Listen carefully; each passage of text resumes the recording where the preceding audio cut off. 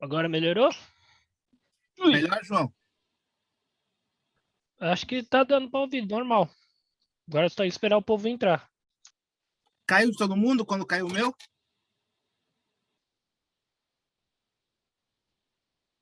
Rômulo, quando caiu o meu, Caiu caiu de de... todo mundo. Caiu de todo mundo, até o servidor. Não era para ter caído, era só o meu. Caiu de todo mundo. Deve estar com problema no Zoom. Sim.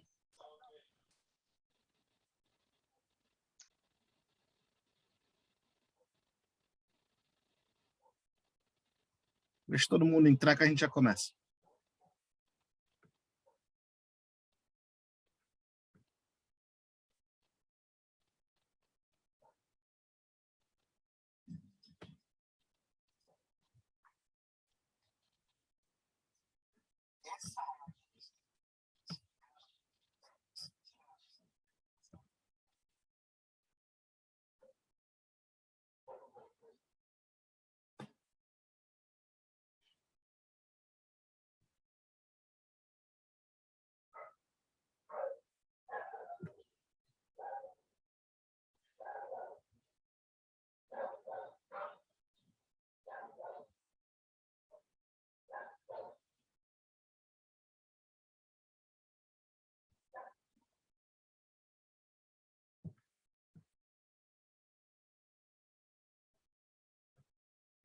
Fala, meus amigos, nessa videoaula nós vamos explorar aí como que nós conseguimos canalizar.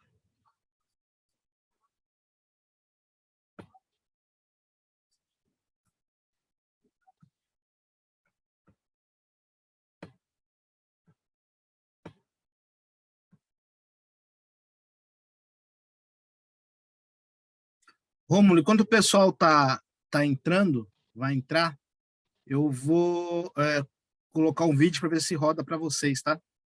Tá bom, Aí o pessoal vai entrando e vai assistindo. tá bom. Vamos lá. Outra coisa, Rômulo, eu vou deixar o meu zap aqui. Qualquer coisa, se cair alguma coisa, me manda um zap. Se eu cair também, né, de novo, eu tô online, tá? Tá bom, já tá aqui anotado Fechou. uma foto.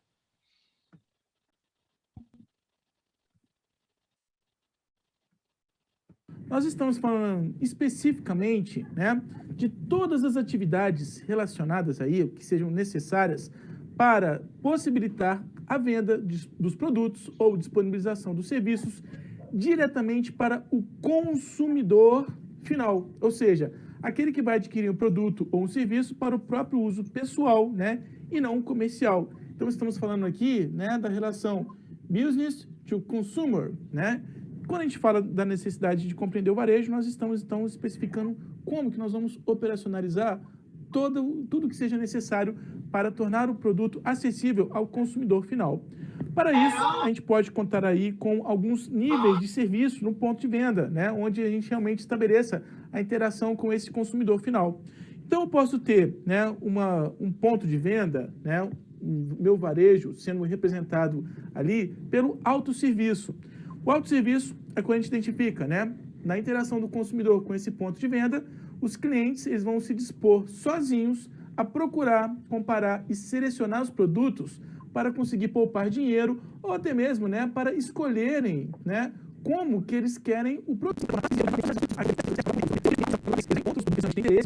Mas não pedir alguma ajuda, né, para fechar a decisão, para completar a sua escolha. Então a gente tem aqui, eles selecionam sozinhos, mas ele não sai de fora. Então, se você observa, vai comprando o seu produto, no restaurante à la carte, por exemplo, o cliente ele tem a sua escolha, mas ele precisa de uma parte do serviço, no caso seria aí o garçom que vai complementar. Depois que ele já escolheu, esse garçom vai prestar um serviço para dar o suporte, né, para que aquilo que foi escolhido realmente esteja disponível para o consumidor final.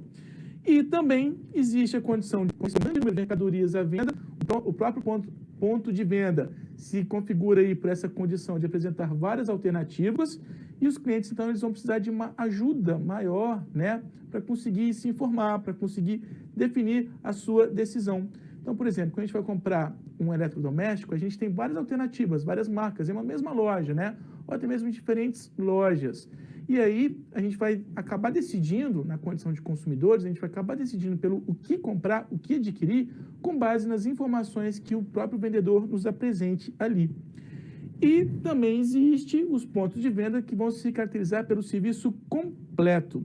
Ou seja, os vendedores, né, é que vão estar prontos para ajudar o consumidor final em todas as fases do processo, sobre como comprar, né, o que comprar, como comparar, como escolher.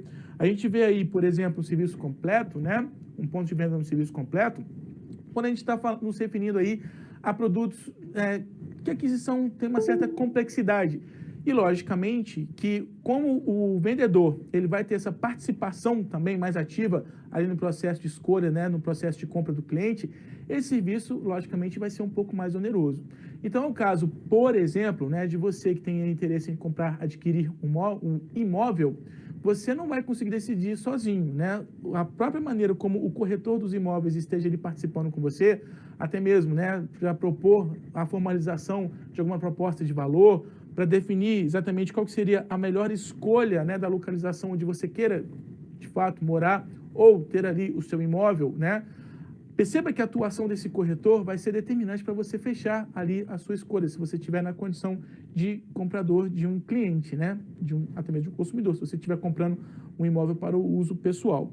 Então, a gente pode caracterizar o ponto de venda justamente pela maneira como a gente tem essas interações, né? Essas participações aí dos próprios consumidores, dos próprios clientes e também dos vendedores, né? Já que eles representam aí a condição de vender num varejo.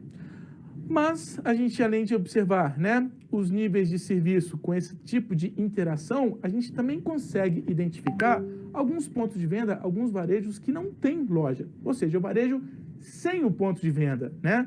Pode ser o caso do marketing direto, quando você vai estar na sua casa recebendo aí uma ligação de alguém que estará te ligando para tentar estar te vendendo algum produto, algum serviço que talvez você possa estar estar adquirindo, né? Então, a gente tem uma interação de marketing direto, que quando eu tenho até mesmo a possibilidade de realizar um processo de venda. As próprias vendas diretas, quando você tem ali um contato com um revendedor que chega até a sua casa, ou até mesmo uma venda por um catálogo, né, que também entra numa condição de marketing direto. O caso, né, quando você está dependendo, né, numa rodoviária, no aeroporto, e você tem aquelas maquininhas onde você pode estar adquirindo algum produto, né, para satisfazer alguma privação sua, alguma necessidade sua, alguma fome, né? Então, a gente tem as vendas sendo processadas por máquinas e também alguns serviços de compra, né, como é o caso que a gente tem aí já o hábito do uso dos aplicativos de compra e venda, né? Você pode estar fechando todo um processo de compra sem ter nenhum contato com nenhum ponto de venda, simplesmente atuando ali, interagindo ali com um aplicativo, né? O que entra também na condição do e-commerce, se eu posso identificar aí uma apropriação de um recurso digital, né? Mas além de definir os níveis de serviço, né, quando a gente vai analisar um varejo, a gente também precisa decidir, né, como consolidar o marketing desse varejo, como que a gente vai estabelecer a interação desse ponto de venda, desse varejo com o mercado, ainda que seja um varejo que não tenha propriamente a loja física, que não tenha propriamente o ponto de venda, mas como que a gente vai fazer com que esse varejista seja conhecido no mercado e torne os seus produtos acessíveis, né, para o público consumidor. Então, a gente precisa decidir qual vai ser o nosso público-alvo, qual vai ser o nosso target, qual vai ser o mercado propriamente que nós temos condições de atender, qual é a quantidade de produtos que eu preciso ter, né? Os tipos de produtos que eu preciso ter, as marcas que nós vamos disponibilizar ali para o nosso público consumidor, como que eu vou abastecer os meus pontos de venda, se eu opto por uma loja física, né? Como é que eu realmente vou firmar os meus estoques, e os meus estoques, logicamente, eles precisam estar de acordo com o nível de demanda que nós buscamos atender. O tipo de serviço que seja oferecido, que seja promovido ali no ambiente da loja, que isso vai ter impacto, inclusive, nas experiências do consumidor dentro da loja, que pode ser favorável, né, se o consumidor realmente percebe o diferencial ali na maneira como ele é atendido, ou, se não tem essa devida consideração, eu posso acabar repercutindo numa dissonância cognitiva. Os preços pelos quais nós vamos cobrar pelos produtos que sejam disponíveis ali num ponto de venda, no varejo, como comunicar, como fazer com que o público saiba da existência desse varejo e, principalmente, né, a localização que pode ser estratégica. Todos esses aspectos que são necessários decidirmos para planejarmos o marketing, né, de um varejo, logicamente, a gente precisa detalhar. Mas perceba, né, que definir aí o meu público-alvo, o nosso target, quem exatamente pode ser o nosso público consumidor, onde exatamente nós podemos estar, como que eu vou fazer com que o meu consumidor tenha o contato, o acesso ali ao produto, na maneira como nós aproveitamos exatamente a distribuição do espaço físico ali do meu ponto de venda, tudo isso vai ser estratégico e, logicamente, vai revelar a boa gestão do marketing no varejo. Então, a gente precisa começar definindo justamente quem vai ser o nosso mercado-alvo.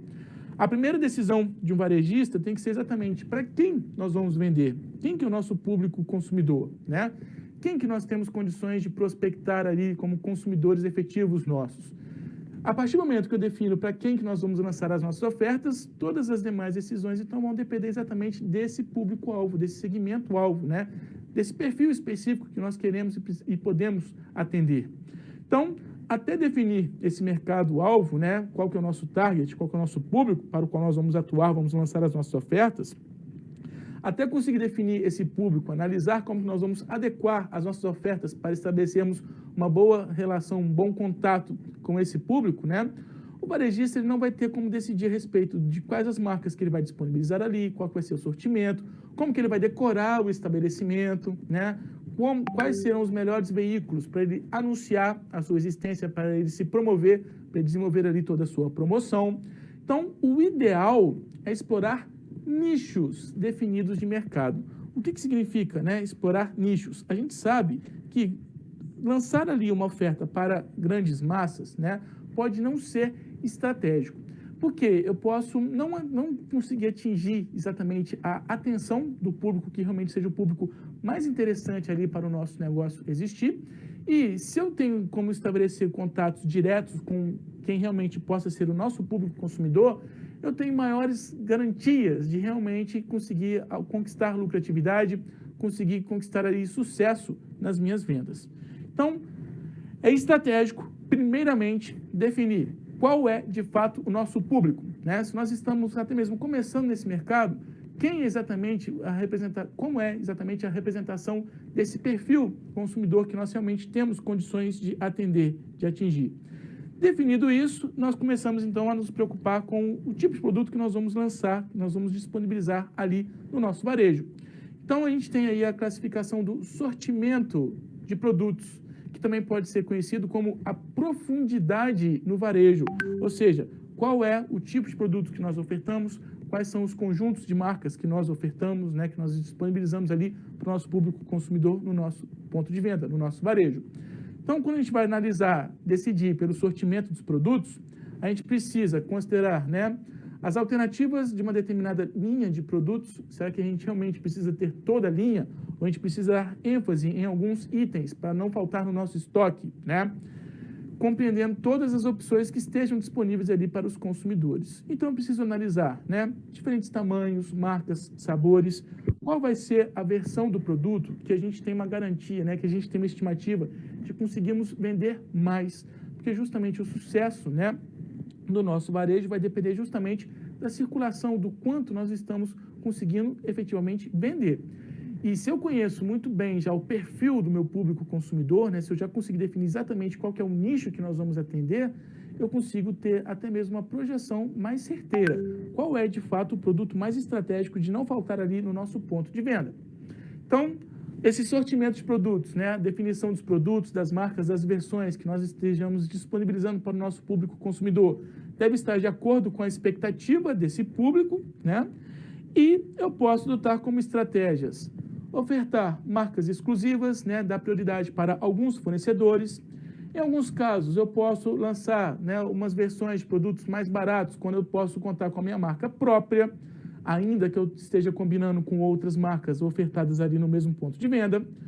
Posso ter um maior cuidado, né, treinar, inclusive, os meus funcionários, né, os meus vendedores, sobre o que informar em relação a alguns produtos que sejam especiais, que precisam de maior detalhamento para serem melhor conhecidos para o público consumidor. E até mesmo, em alguns casos, personalizar produtos, né? Se eu identifico que eu tenho uma possibilidade de melhor agregar valor, melhor satisfazer as necessidades de um público que eu já conheço muito bem, eu consigo até mesmo propor algumas maneiras de customizar, né, a maneira como nós vamos atender e até mesmo aquele produto que seja mais coerente com a real expectativa desse público consumidor. Se eu consigo definir, né, quais são os produtos que não podem faltar nos nossos estoques, né, quais são os produtos que são os principais, né, os produtos âncora aqui do nosso negócio para garantir o nosso sucesso de vendas, eu também preciso ter capacidade de definir o meu suprimento dos produtos, ou seja, definir a quantidade que eu preciso ter em estoque, né? E aí eu vou definir essas quantidades de acordo com a demanda. Quem me apresenta a demanda, né, por aquele público, por aquele produto, logicamente vai ser o nosso público consumidor, né? Os nossos clientes já efetivos. Eu não posso incorrer no risco de ter altos investimentos em estoques e ter produtos parados ali no meu ponto de venda.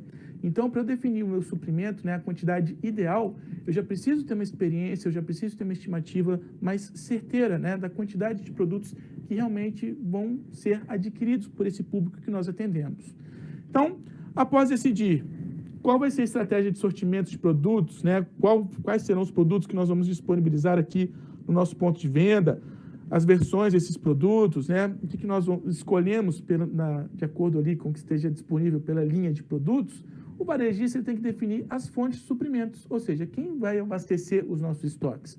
Quem serão os intermediários de um canal de marketing que eu preciso estabelecer contato para garantir o atendimento, né, todo o procedimento logístico para não faltar itens no meu estoque. Como que nós vamos praticar essas compras? Como que nós vamos negociar com os fornecedores, com os fabricantes, né? E, logicamente, todas essas decisões têm que ser tomadas de acordo com um perfil muito claro de quem compra, né, e o tipo de produto que esse nosso público pode, de fato, comprar. E aí, só uma curiosidade, né, em alguns supermercados, a gente consegue ter o rastreamento dessas informações todas através dos códigos de barras, né, as chamadas também etiquetas inteligentes. Então, dependendo do meu registro, né, dependendo da maneira como nós temos aí toda uma operacionalização de tecnologia de informação mesmo, quanto aos códigos de barras, eu consigo definir, né, as quantidades que nós temos em estoques, quantos itens tem ali uma certa frequência de saída, né, de acordo com a quantidade que o nosso público consumidor esteja adquirindo, né? Então, tenho como estimar o consumo de cada produto, administrar, né, quais as versões principais que nós precisamos ter ali disponível, e é possível rastrear até mesmo, né, em tempo real, o momento em que o produto deixa a fábrica, sai do nosso fornecedor principal, até entrar ali num carrinho de compra. Parece mágica, né? Mas tudo isso é justamente a apropriação da tecnologia da informação que eu consigo ter o rastreamento de um produto num simples código de barra.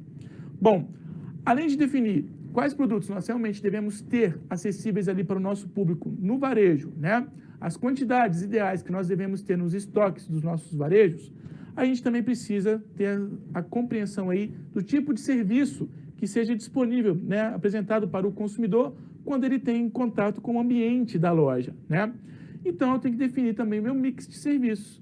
Eu posso analisar e devo analisar o serviço de pré-compra, ou seja, né, quais são os pedidos que nós aceitamos por internet, quais são os pedidos que nós aceitamos por telefone, como que nós vamos decorar a loja, o que nós vamos colocar ali em destaque na vitrine, nos provadores, o que nós vamos informar como horários de funcionamento, né, se existem alguns eventos que nós estejamos promovendo, justamente para estimular o consumidor, né? O serviço de pré-compra tem justamente esse propósito, estimular o nosso target, o nosso público consumidor, a vir conhecer as nossas ofertas ali no varejo.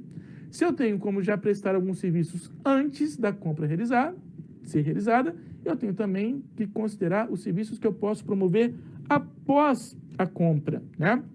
Então, eu tenho que analisar muito bem como que nós vamos despachar, como que nós vamos entregar esses nossos produtos, né? Se eu estou ali me referindo a um produto que vai ser esperado pelo consumidor, eu não posso demorar, porque isso vai gerar uma certa frustração. As embalagens para presente, as embalagens que inclusive garantam proteção para o produto não chegar avariado, né, no consumidor final. Se vai ser necessário alguma devolução, como que eu vou proceder, como que eu vou possibilitar para um consumidor devolver aquilo que ele não gostou, né? Se vai ser necessário algum serviço de alfaiate, algum serviço complementar, alguma assessoria técnica, algum serviço de instalação, né? Tudo isso eu preciso analisar no pós-compra. E também existem alguns serviços auxiliares, né? Algumas informações, se eu tenho como automatizar alguns serviços, né?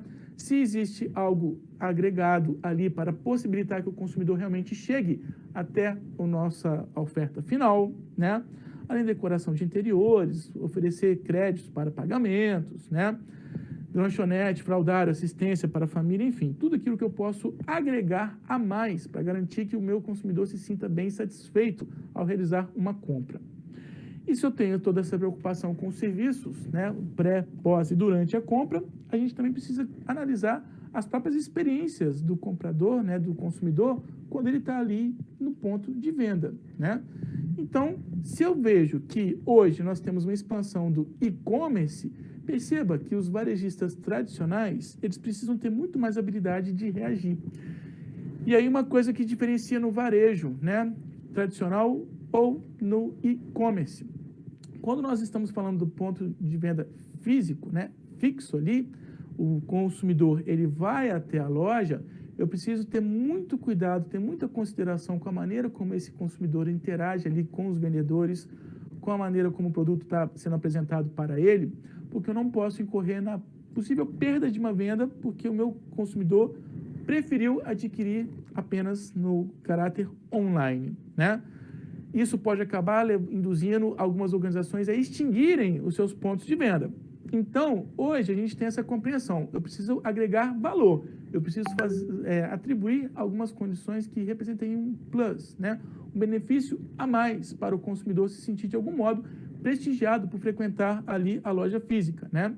Então, além das conhecidas vantagens naturais, né, os produtos que os clientes podem de fato ver, tocar, experimentar, né, até mesmo a maneira como ele vai interagir com o vendedor, né, as lojas elas passam então a oferecer a experiência de compra como um diferencial, né? Bom, ter a experiência de sair de casa, ter a experiência de ir até a loja, né, ter a experiência de frequentar aquele ambiente, precisa de agregar algum valor, eu preciso me sentir estimulado a querer voltar ali para uma loja física, né? Então, para se diferenciarem dos ambientes virtuais do e-commerce, né, alguns varejistas começaram, por exemplo, a oferecer cafés, né, playgrounds para as crianças, para os filhos, né, dos consumidores, e até mesmo estimular ali as lojas como se configurando como ambientes sociais, né?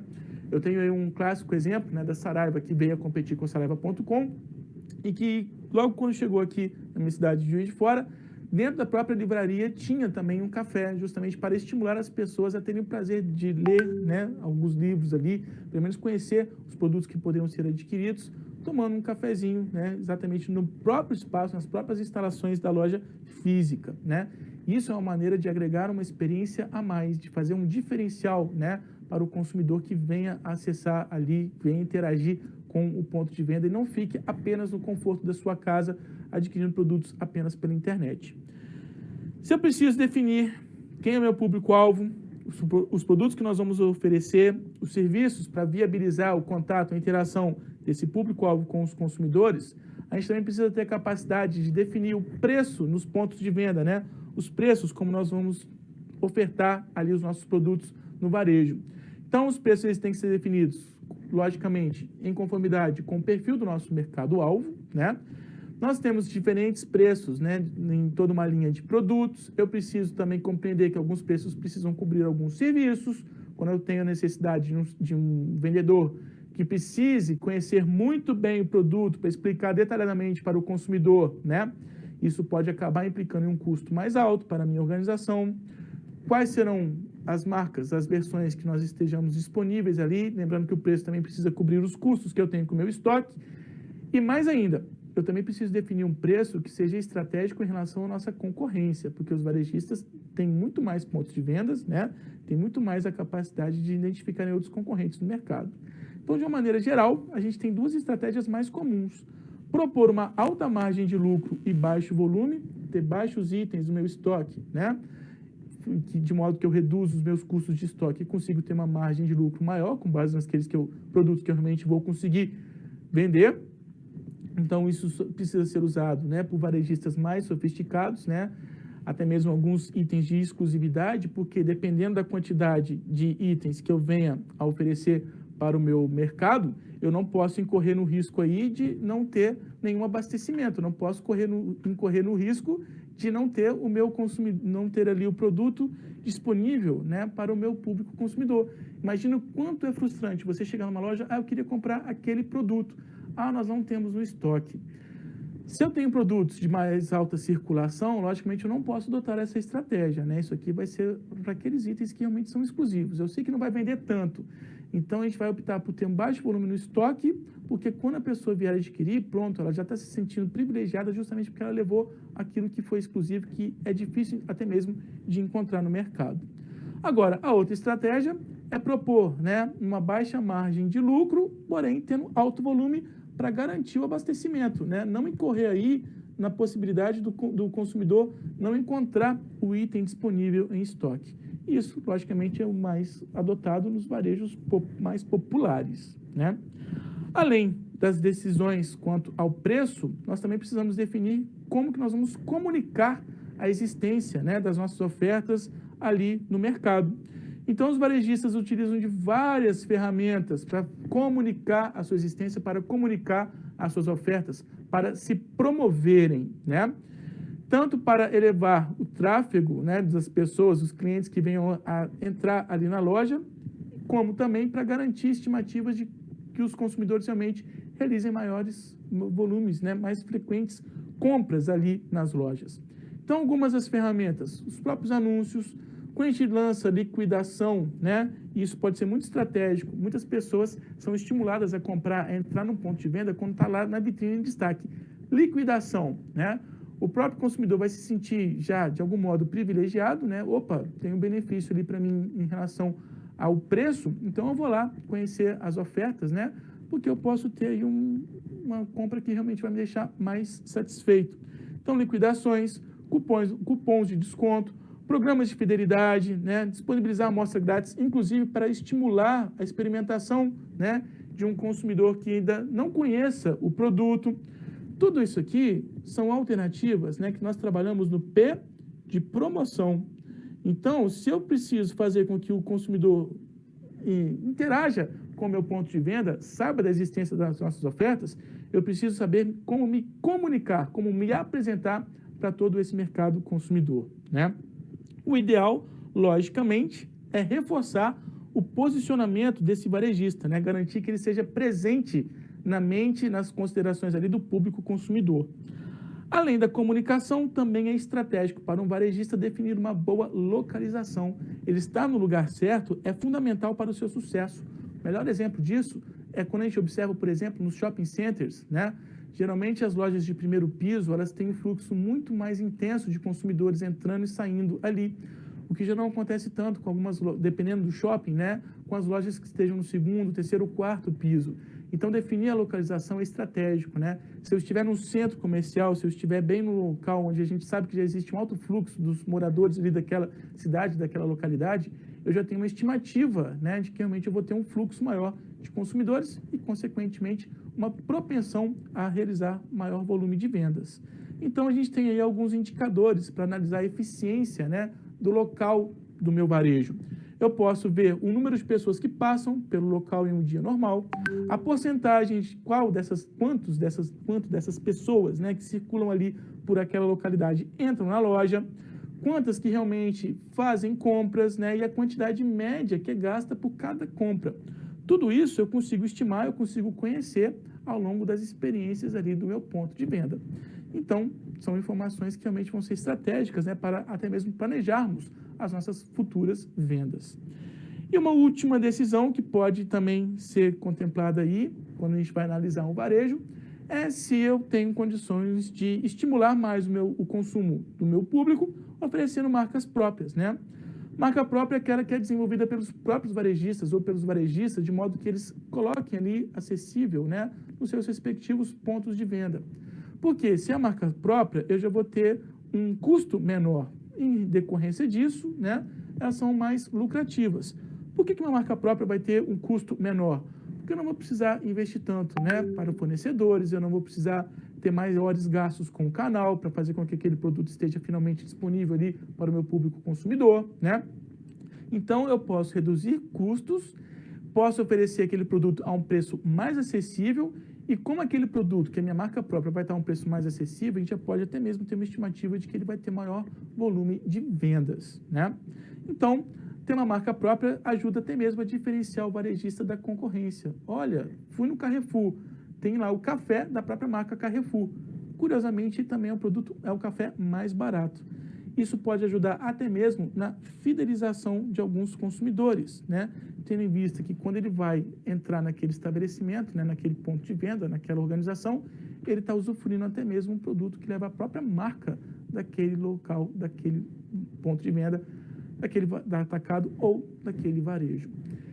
Especificando então, né, que essa estratégia de adotar marcas próprias não vão ser exclusivas só para varejistas, mas também para atacadistas. E eu espero que todo esse breve panorama aqui de condições de variáveis que devam ser bem analisadas, muito bem planejadas, né, para um varejo, tenha ficado claro aí para a sua compreensão.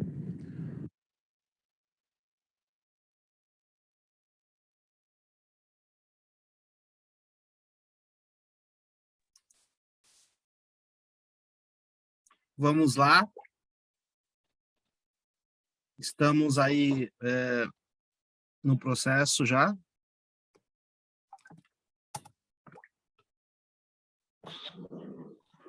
Vamos lá, professor. Tô de boa aqui, só para avisar que tá tudo certo. Então tá, gente, desculpa o que aconteceu, tá? Deu pau no meu sistema, tive que zerar todo o computador, tá? Por isso que dessa demora, tá bom? Tá bom, professor, tá tranquilo. Fique em paz. Deixa eu perguntar para vocês, gente. Quando a gente falou aí agora dessa parte do varejo, né? O que vocês me dão de sugestão para melhorar aí as vendas na empresa de vocês?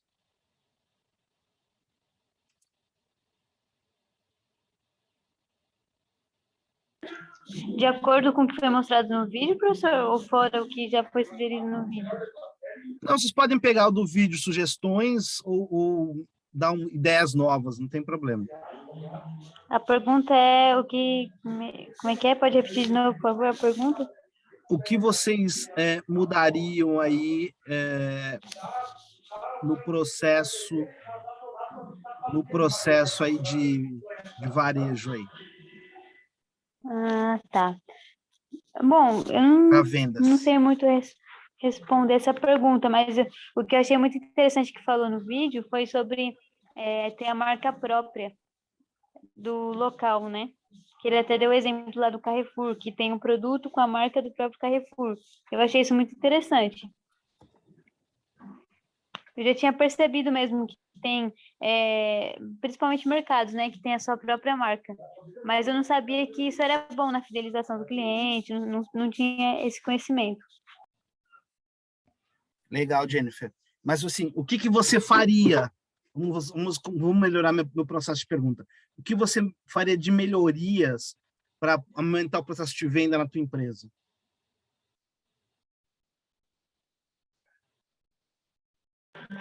Estou pensando, professor. Pensei. Pode responder também, Rômulo, Shirley, Gladys, se quiser. Eu tô fazendo investimento agora na alta temporada na rádio. Da Legal, está Pré-FM. divulgando, então, na rádio a tua empresa, é isso? Isso. 3 anúncios. Aí depois da alta temporada é reduzido para 1 anúncio apenas. Entendi. Rômulo, desculpa, me lembra aí qual é o ramo de atuação da tua empresa. Eu tenho casa de ração Ah, legal. e tenho a clínica veterinária também. Show. A veterinária é dona também, é sócia sua?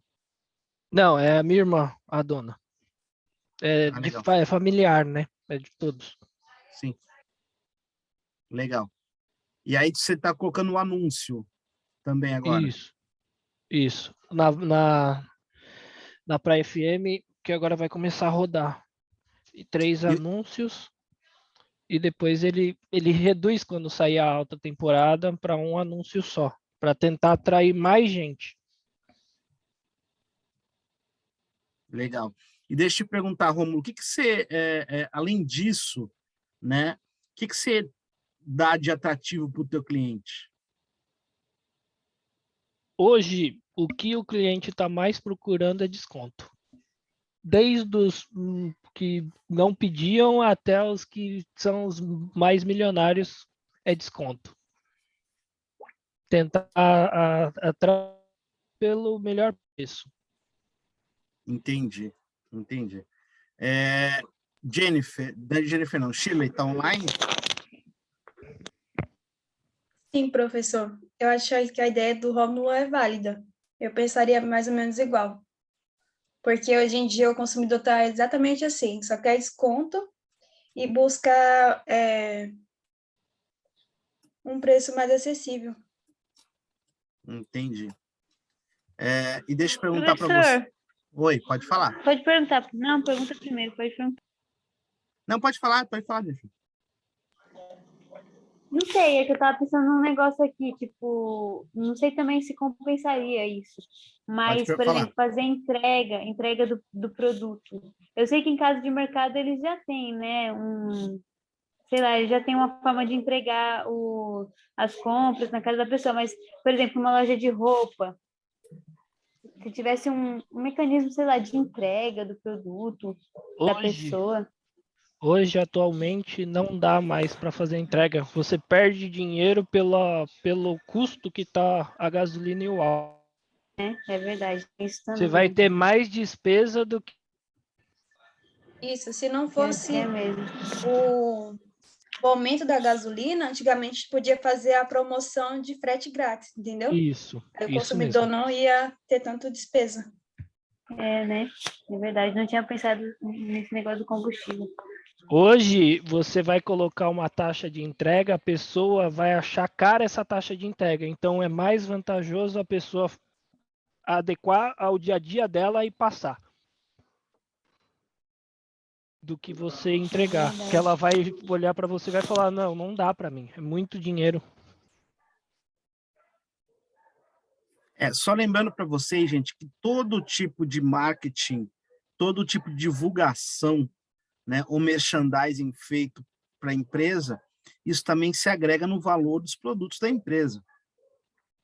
Né? Então, não é que eu vou divulgar, vou tentar caracterizar aí a minha empresa, né, tentar aumentar o volume de vendas dela, sem colocar para vocês o seguinte, que vai aumentar, é óbvio, isso vai se caracterizar dentro do valor do produto da empresa. Né? Então, tudo isso conta também. Né? E quanto maior a divulgação, tá? Mais caro vai ficar também o meu produto. Tá? E tudo isso se agrega no valor do meu produto. Né? Eu tenho aí, e aí a gente vê dentro desse vídeo, eu achei legal esse vídeo pra caramba, né? Que ele vem caracterizando todo